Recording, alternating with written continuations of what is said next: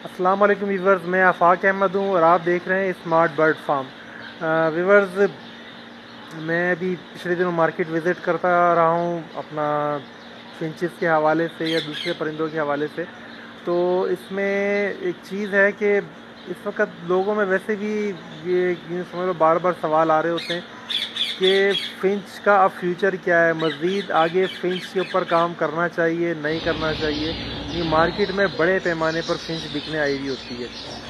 जो अपना हमारे यहाँ का इतवार बाज़ार है लालू खेत का, इसमें बड़े पैमाने पे फ़िंच बिकने आई हुई है। ठीक है, तो अब जो यानी कि जिनके पास ज़्यादा लगी हुई है फ़िंच, वो भी सोच रहे हैं कि यार इसका क्या करें, क्योंकि जो इस बार दाने का रेट अभी मैंने कल पर पता किया है तो तकरीबन 160 से ऊपर है। यानी कि बोरी का मैंने टोटल लगा के नहीं बताया था, तकरीबन 160 रुपये किलो पड़ रहा है। यानी कि ये जनवरी फरवरी में जब मैं होलसेल में ले रहा था तो मुझे 92 या 94 रुपये किलो पड़ रहा था, और अब ये यानी कि 1 किलो, और अब जो है तकरीबन ये पड़ रहा है करीब करीब 160 रुपये किलो। ठीक है, तो इस तरीके से यानी कि रेट हो गया है। तो अब तकरीबन देखा जाए तो करीब करीब डबल के नज़दीक पहुंच गया है, और फिंच का रेट आधा हो गया है। यानी कि जो हम लोग फिंच जाल पे भी दे रहे थे 1050 की, 1100 की, ये रेट 1000 रुपये की, ये रेट चल रहा था। ठीक है ना, तो अब इस रेट का यूँ समझ लें 50% रह गया है। जाल वाले 500 से ज़्यादा में नहीं ले रहे।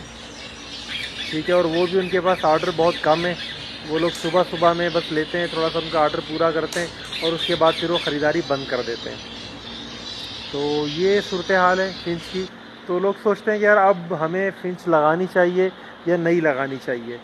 ठीक है, तो इसमें मेरा देखें, मेरा अपना जो एक इसमें राय है, मैं तो यही कहूँगा कि भाई फिंच अगर आप लगाना चाहते हैं, रखना चाहते हैं, इस वक्त मैं समझता हूँ आइडियल वक्त है आप स्टार्ट करें। क्योंकि होता ये है कि जैसे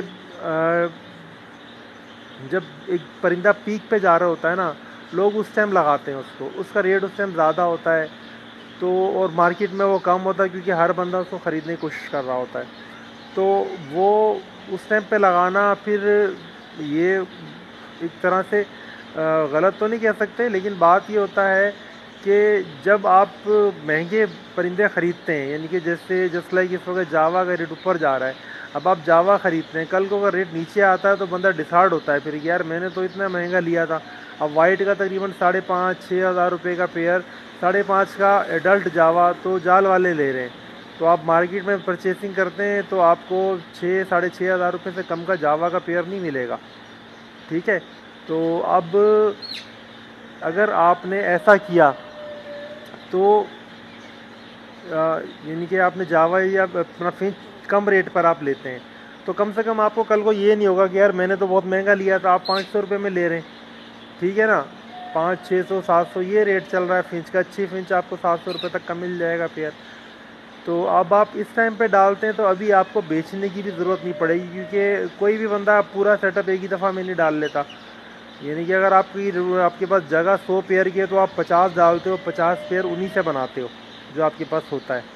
ठीक है, और वैसे भी ये तरीका ठीक होता है, क्योंकि जो एक हमारे उस्ताद थे वो कहते थे कि यार जो परिंदा आपके अपने फार्म पे पैदा हुआ है ना, वो परिंदा आपके लिए ब्रीड अच्छी करेगा। बोला जो आप बाहर से लेके आ रहे हो उसका कुछ नहीं पता, लेकिन जो आपके फार्म पे पैदा हो रहा है परिंदा वो आपका अपना है। ठीक है, तो ये एक तरीक़ेकार है यानी कि ब्रीडिंग सिस्टम का। अब उसमें ये होता है कि जब आप 50 से लेके चलते हो, 100 पेयर करोगे, आपको 6-8 महीने लगेंगे। 6-8 महीने में तो दोबारा इसका रेट ऊपर आया हुआ होगा।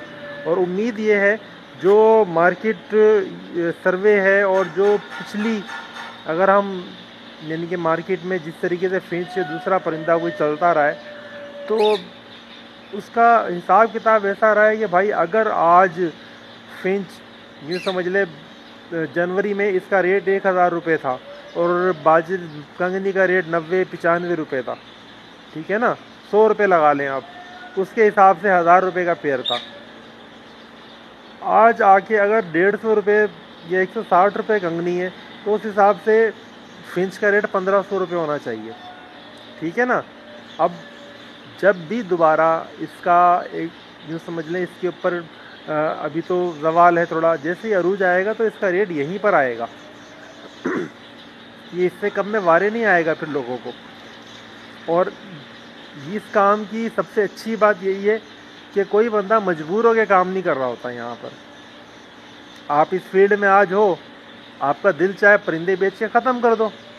आप ज़रा मार्केट सर्वे करेंगे तो आप देखेंगे कि लोग पिंजरे ख़रीद भी रहे हैं और पुराने पिंजरों की मार्केट भी भरी पड़ी है। पुराने पिंजरे बिकने के लिए भी बहुत आए हैं और नए पिंजरों के आर्डर भी बहुत हैं।